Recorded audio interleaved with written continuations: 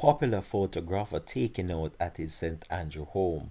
Hi again and welcome. This is Links 007 TV News Report, and we'll be right back with the full details to come. Welcome to Links 007 TV News Report, providing you with the best in local and international news updates. This is a place where you can get the most reliable and informative news information. Links 007 TV News Report. Welcome back and thanks for joining us. This is Links 007 TV News Report.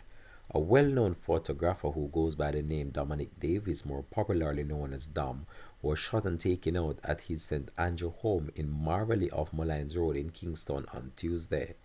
Reports are that the incident happened sometime after 1 p.m. and Dom was shot by unknown assailants.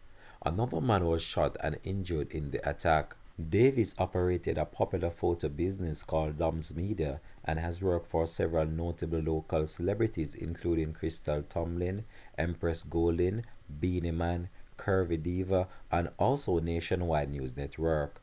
The investigation into the shooting are ongoing.